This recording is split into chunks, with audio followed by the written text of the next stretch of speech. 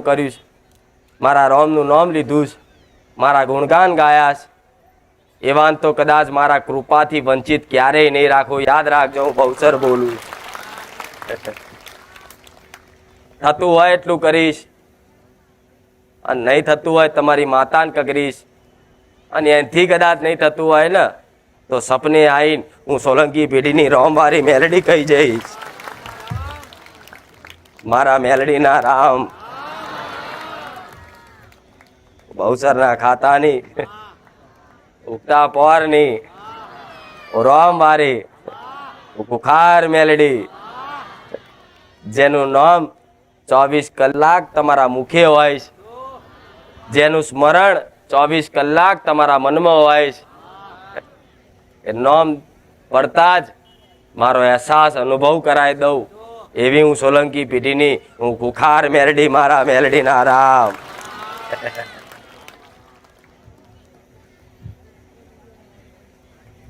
તમારું મોઢું કદાચ મારું નામ દઈને હુકાતું જાય, તમારું મન 24 કલાક મારું સ્મરણ કર્યા કરતું હોય તો સમજી લેજો હું તમારી જોડે જોડે જ રહું છું.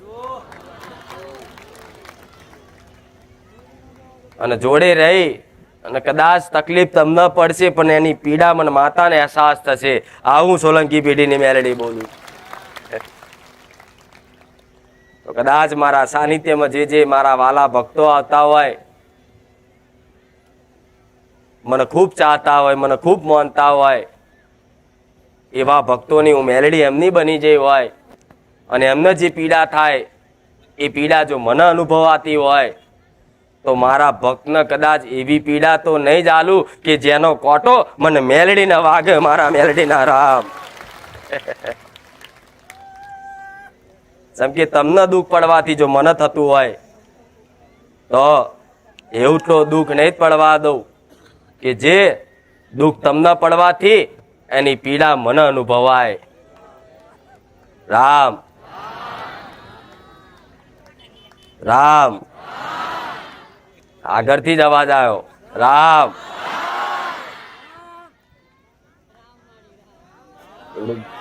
હજુ જોરથી.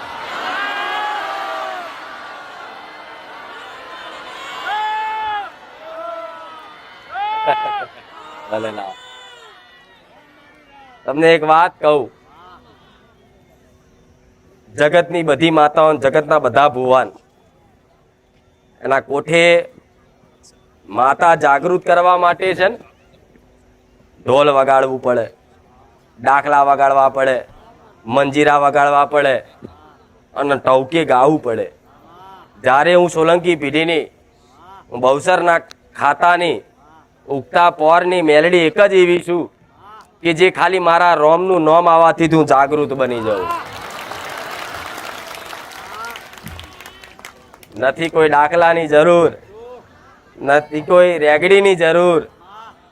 મન તો કદાચ મારા વાલા ભક્તોના મુખે મારા રોમનું નામ આવી જાય હું મેલડી જાગૃત બની જાઉં.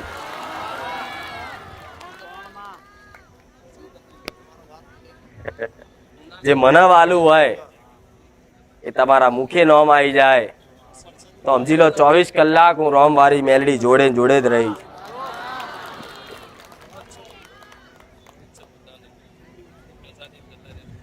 દરેક દુઃખ મટાડવા જ આવ્યા છો ને. હું આશીર્વાદ આલું છું કે જાઓ, મારા આશીર્વાદ રહેશે, દરેક ના દુઃખ દૂર થઈ જાય. જોડે જોડે જોડે તમારી ઘરની માતાઓને કહું છું કે જો કદાચ તારી રજાથી, તારી સહેમતીથી તારી વસ્તીને તારા દીકરાઓ મારા સાનિધ્ય મોકલ્યા હોય ને તો ભલું કરજે. તમારી માતાઓના હું મેલડી કહું છું. ભલું કરજે તારા દીકરાઓનું, ભલું કરજે તારી વસ્તીનું. હું તો મારી વસ્તીને હાચવનારી છું જ, પણ તારી વસ્તી આ તારાથી દૂર થઈ છે. તારી કૃપા હેઠળ નહીં. ભલે લાખો ગુના, કરોડો ગુના કદાચ તારી વસ્તીએ તારા દીકરાઓએ કર્યા હોય ને, પણ આજે મારી રોમવાળી મેલડીનું મૌન રાખી તારા દીકરાઓના ગુના માફ કરી દેજે એવી તમારી ઘરની માતાઓ. તારા દીકરાઓનો ખંચેરીને ખોરે લઈ લેજે. એવી હું સોલંકી પેઢીની હું રોમવારી મેલડી તમારી માતાઓને કહું છું. કોઈની ચામુંડા નહીં કહું છું, કોઈની મહાકાળી નહીં કહું છું, કોઈની આશાપુરા નહીં કહું છું, કોઈની શક્તિ નહીં કહું, કોઈની ઉમિયા નહીં કહું, કોઈની હરસિદ્ધિ નહીં કહું, કોઈની ખોડિયાર નહીં કહું, કોઈની બુટ ભવાની નહીં કહું, કોઈની અંબે નહીં કહું, કોઈની ઈંગડાજ નહીં કહું.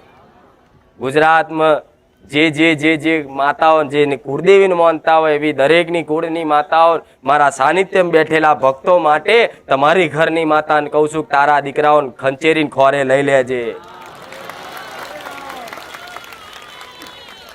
જેથી આજ મારા જેવી માતાના પારે જેમ માં માં માં માં માં કરી કરી કગરી કગરી આવે છે, લાડ કરતા કરતા મારા પારે આવે છે, એવી જ ચોય દુનિયામાં ભટકવું ના પડે એવી તમારી માતાઓને કહીશ. અને આજનો બોલ તમારી માં 100% રાખશે. આજ બોલું છું કે જાઓ તમારી માતાને કીધું ને, તમારી માતા એનું પ્રમાણ અઠવાડિયું નહીં થાય. અને હું મેલડી એવું કહું છું, જગતમાં ના આપવા તો મોડા હું મેલડી નહીં કહીશ. કે આ દીકરાઓનો ભરોસો કદાચ વધારવા માટે, તારી વસ્તીનો તારી પર એક વિશ્વાસ વધારવા માટે આજ મારું સોલંકી પેઢીનું મેલડીનું મૌન રાખી, જેમ હું મારા ભાવિક ભક્તોના સપને જઈ અને દર્શન આલું છું, એવી તારી વસ્તીના તારા દીકરાના સપને જઈ દર્શન આલજે, આવું મેલડી કહું છું.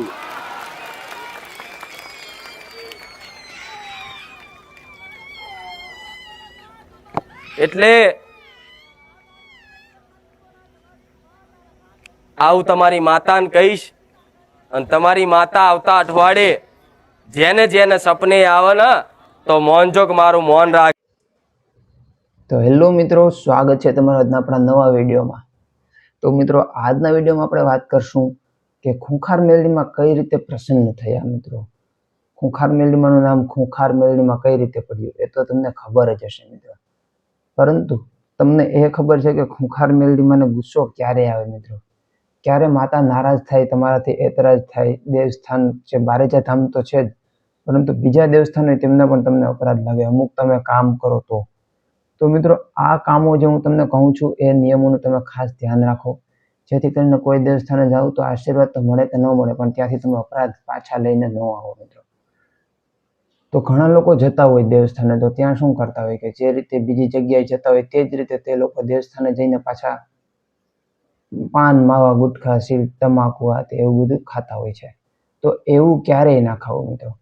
બીજી વસ્તુ એ કે તમે એવું ખાઈને જાઓ ને મિત્રો, તો તમે પછી ત્યાં જઈને હેરાન થાવ. હેરાન થવાનું કારણ શું મિત્રો? કે બારેજા ધામ જાઓ ને જો તમે હેરાન થાવ, તો હેરાન એટલે એવું નહીં કે તમે ત્યાં જાઓ ને રસ્તામાં ખડભડાટ, વાહન વ્યવહારમાં એવા હેરાન થાવ, એવી રીતે નહીં મિત્રો. તો કઈ રીતે હેરાન થઈએ? તો મિત્રો, અજાણી રીતે આપણે દુઃખ આવે, આપણે નડતર આવે, તો સમજી લેવું કે આપણે દેવસ્થાનના આવા અપરાધ કર્યા છે. તો એ કેવા દુઃખો? તો કે તમે કોઈ પણ દેવસ્થાને ગયા હોય તો તમે ટૂંકા કપડાં પહેરીને ગયા હોય બેનું, પછી ભાઈઓ હોય તો ફાટેલા જીન્સના ઓલા જે ફેશન હોય એવું કરીને ગયા હોય. તો માતા એવું કહે છે કે આવું ક્યારેય ના કરવું. કોઈ પણ દેવસ્થાને જાવ તો આ ભૂલ ક્યારેય કરવી નહીં. બીજી વસ્તુ એ છે મિત્રો કે જો તમે બારેજા ધામ જાઓ કે કોઈ પણ દેવસ્થાને જાઓ તો તમારે આ ભૂલ તો કરવી જ નહીં. પછી તમે જો તમે તે જગ્યાએ માનતા કરી હોય અને પછી તમે એ માનતા ચડાવો, તો માતા એવું કહે છે, કોઈ પણ દેવસ્થાને જાઓ ને તમે માનતા કરી હોય ને તો નાળિયેર, ચંદન, અગરબત્તી જે કંઈ માટે તમે માન્યું હોય, બધા પોતા તો નાળિયેરની જ માનતા હોય, તો તમે નાળિયેર લેતું જવું ને ત્યાં જઈને ભાવપૂર્વક ચડાવવું. જેટલા ભાવથી માનતા કરી હોય, જેટલા ભાવથી તમારી અરજી માતાએ સાંભળી હોય, તમારો ભાવ જોઈને એટલો જ ભાવ રાખીને તમારે માનતા પણ ચડાવવાની રહે. ઘણા લોકો શું કરે છે, માનતા કરવા ટાણે બાપડા બિચારા થઈ જાય ને પછી જે કે કામ થઈ જાય એટલે એને અંદરથી અભિમાન આવી જાય કે આ કામ તો મારું થવાનું જ હતું. તો મિત્રો, આવી ભૂલો ક્યારેય ના કરવી જોઈએ. પછી બીજી વસ્તુ એ મિત્રો કે તમે બારેજાધામ જઈ અને પછી તમે અમુક એવી ભૂલો કરતા હોય મિત્રો કે જે તમારે એ ભૂલ કરવાથી તમે ખૂબ જ આગળ જતા પછતાવાનો પાર ના રહે મિત્રો. તમને ખબર પણ ના હોય, તમને એવું લાગે કે આવા અજાણ્યા દુઃખ ક્યાંથી આવે, પણ એનું કારણ છે કે તમે દેવસ્થાને જઈને અપરાધ કરેલા છે. તો મિત્રો માનતા કેવી કરવી, પહેલા તો મેં તમને અપરાધ વિશે સમજાવ્યું, તો હવે હું તમને એ સમજાવું કે માનતા કેવી રીતે કરવી મિત્રો. તો બારેજાધામનો નિયમ પ્રમાણે મિત્રો તમારે કોઈ પણ ગાય હોય તેને રોટલી નાખવી, પછી કૂતરા હોય તેને બિસ્કિટ નાખવા દૂધ સાથે આપવા એટલે ખવડાવવા, પછી ચકલાને ચણ નાખવી, એવી માનતાઓ રાખવાની મિત્રો. બારેજાધામ જાવ એટલે માતાએ ત્યાં લખેલું જ છે તે સાનિધ્યમાં કે આવી માનતાઓ રાખો. આવી માનતાઓથી માતા ખૂબ જ તમારી ઉપર પ્રસન્ન થશે મિત્રો. તો એનું કારણ શું મિત્રો, તમે બારેજાધામ ગયા હોય તો તમને ખબર હશે કે બારેજાધામમાં ત્યાં એમ્બ્યુલન્સ પણ રાખેલું છે કે જ્યાં આજે મૂંગા ઢોર પશુ હોય તો એ જે જાનવર હોય મિત્રો તે દુઃખી થાય, પીડાતા હોય તો તેના માટે સારવાર માટે ત્યાં એમ્બ્યુલન્સ પણ રાખેલી છે. તો એટલા માટે આ રીતે માનતા કરો. વિડીયો પસંદ હોય તો વિડીયોને લાઈક કરો, ચેનલને સબસ્ક્રાઈબ કરો. જય હો ખૂંખાર મેલડીમાં, જય હો બારેજાધામ.